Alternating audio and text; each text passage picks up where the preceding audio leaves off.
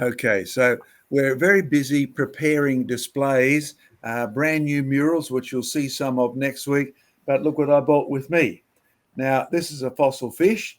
It's from the Santana Formation in South America, in Brazil. In fact, these have been known for a long time as so well preserved, even their guts are intact. Now, I don't know about you, but I don't have too much time to investigate fossil fish guts. They don't make a decent display. But of course, being a fisherman, I'm very well familiar with what fish guts look like, but they don't tend to last too long when I'm threading them on my hooks or whatever. They're already stinking, even though I just took them out of the fish. Out here in Australia, we use mullet. It's abundantly available, and we strip the guts out in the morning and we'll use them for fishing in the afternoon. And if you've been fishing with mullet gut, you will know, man, wash your hand, wash the fish. It stinks real fast. The bacteria in the sun really rot it really quickly. But reports from places like Santana, look at the beautiful, I mean, these are concretions, right? And the fish is trapped inside them. Most probably, the best explanation is the fish was buried rapidly and the concretion builds up around it. That tends to be normally what happens with a organic substance. So the fish actually begins to change composition as it's buried, minus air, but it can't rot because there's no bacteria, there's no air for breaking it down. But what the fish does is it changes the pH, the acidity of the actual environment, and the pH will then force any chemicals which are insoluble as the area becomes slightly more acidic, and they'll form around the fish and actually lock it in, and it becomes a beautifully preserved fossil. So in Santana, yes, we've got quite a few specimens for there for one reason. Number one, if you go to Brazil now, you'll find it's almost off limits unless you are a local. Fortunately, one of our guys has a wife who was born in Brazil, and they've been down there. She's a family, a missionary family, and we have quite a few specimens from Santana.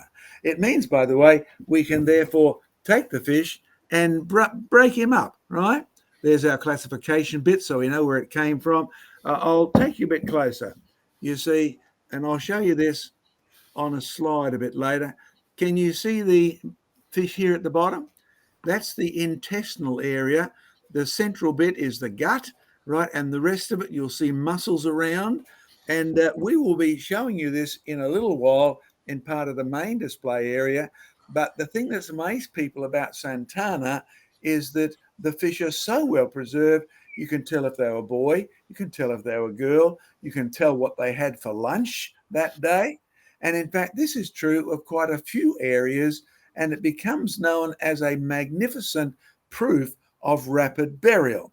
So, one of the things we're doing is preparing a big fossil board because the average person thinks fishes lived, they died, they fell to the bottom, they slowly got covered up, and that's how you make a fossil fish. Well, if you did, it'd be like mullet gut. It'd be rotted all the way through, so rotted you'd have no fossil fish. So the presence of fish guts in the fossil in perfect shape is an indication of rapid burial. But it also happens in other deposits. I've got some stuff from Germany where it's so rapidly preserved, everything is intact. In fact, this afternoon, I'll be taking some of our lesser quality. Yes, no, this is not the sort of one we'd sell, but in reality, there's a fossil fish. This afternoon, I'll be standing it upright in a bowl of vinegar. Why vinegar? Because the vinegar is a mild acid compared to, say, sulfuric or anything like that. The vinegar, you actually eat it on salads, right? It gives it that nice sharp taste. So we'll be putting the bottom in vinegar, and within 4 hours, the scales will dissolve off. No, we're not the first people to think of this.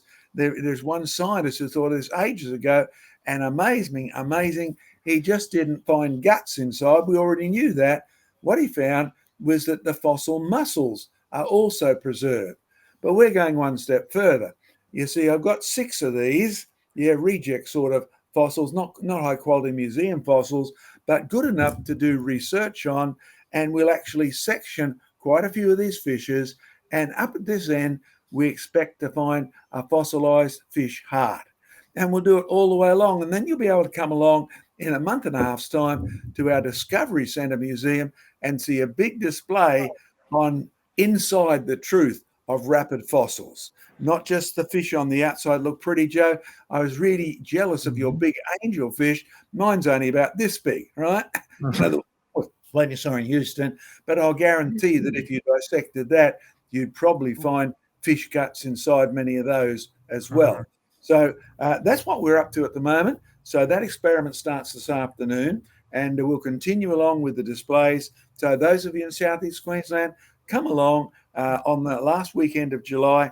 And if you don't get, this is not our email newsletter, this is our print newsletter. So lots of pretty pictures. You can keep in touch with us, reporting on the whole global situation. Yes, even Glenn in America has got himself into here. Oh, there he is there, right? Some of the experiments he's done with kids and homeschooling. So keep in touch with the whole ministry through the printed newsletter available electronically. Just go to our website, creationresearch.net, click on newsletters and subscribe yourself to that. Joe, back to you for questions.